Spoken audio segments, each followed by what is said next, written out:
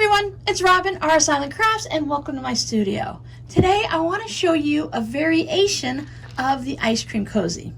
When I first showed this on the tutorial and I was making it, I went and did this because I always take my bowl cozy tabs and I pull them down just so they stay a little bit out of the way. It gives me something to hold on to and it keeps me from dribbling soup or ice cream on it.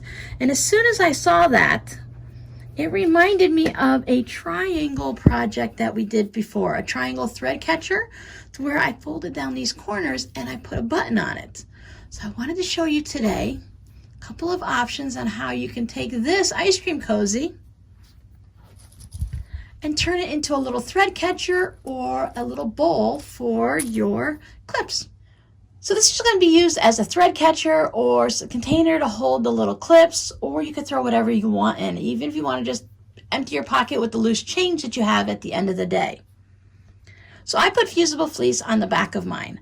I still have them at 10-inch squares, but you can play with the size and you can play with how you do the darts to come up with different sizes. I always recommend to either use practice fabric first. So if you don't want to go through the whole thing of sewing the project and using any of your fabric, you can just cut out squares with paper and just cut out the darts and fold it up and see what it's going to look like to see if you're going to get the result that you want. Now, yes, it's going to change a little bit when we use seam allowances and we sew them together and all of that, but it'll give you a basic idea and you won't have to use your fabric or take the time to sew it. I already know what this looks like if I use the darts from the ice cream cozy, and I can see how much this is going to bend down, which as a little container, having it bend down that much is fine. You can just use it as a container like this and not even worry about sewing down your corners or tacking them down, however you want to do it. I backed my fabrics with fusible fleece because I wanted to have a quicker project and I didn't want to have to worry about quilting it and having the pieces held together. This is going to be used as a thread catcher or another little storage pod. It's not meant for the microwave, so I'm just going to go ahead and make it like I would any other thread catcher.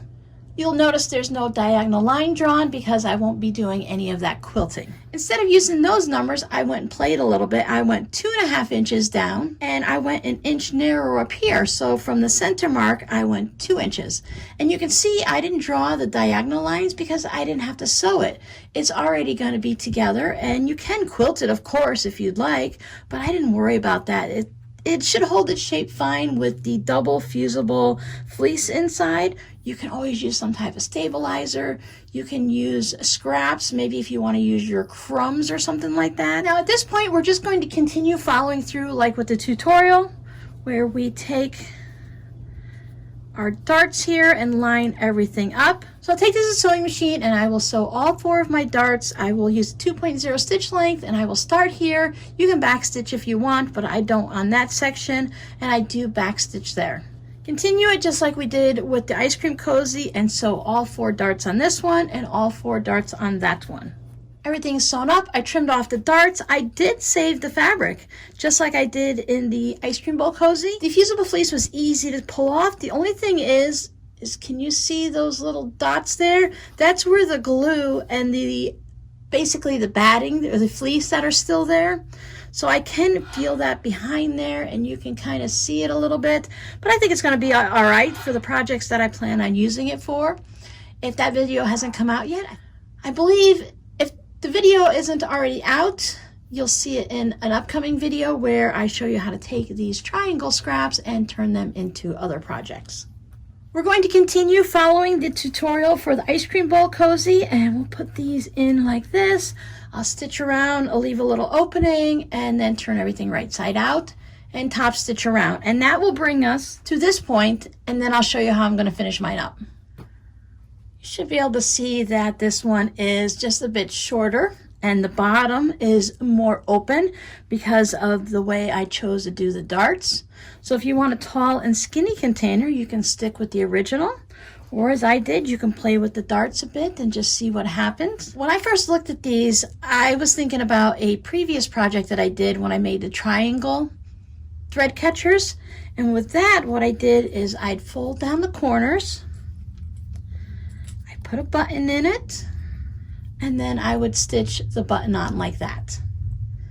You could put Velcro, you could put snaps, If you have a strong enough glue, maybe some fabric tack might hold that down. I don't know about that 100% because I haven't tested that out.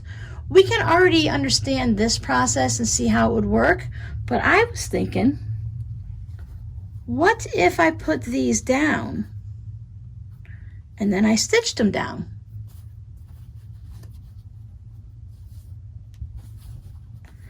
Just continued to follow. Now this will be a lot to stitch through. We have 2 pieces of fusible fleece and 2 pieces of our regular fabric, so that would be a bit. I'm going to stay inside here. I could stitch right on that line or just make a double stitch next to it. That way I know I'm nowhere near any of the seam allowance, because the fusible fleece does add to the seam allowance if you don't trim that out. So I thought it might be fun just to see what that looks like, to give you an idea of, can it be done? Can it be done easily? You want to make sure which side you want to be your outside and your inside, of course, before you start stitching this down. There you can see the stitching line. This was very difficult to do. It is uneven, so I don't think that this would be an option, unless I'm just making it for myself and I really don't care. I thought about also that maybe stitching just along here, around and round, that might be useful, but since I already mentioned this first, I wanted to go ahead and see how that would work. Even with clips, it was really hard to get this under my presser foot. I turned it this way, and then I stitched from the inside, which was really hard. It would have been just as hard to try to stitch it from the outside, because you have to deal with all of this. So I thought just running a stitch around here, you might still end up with a little point here that flops up, but that might be something you might want to try. But sewing on the buttons is really a quick and easy process. If you can figure out a glue that's going to hold it and you're just using it for yourself, I think that's a great idea too. To sell these online in my shop, I definitely would, at least for right now, I would go with the button idea. But to use it here at home,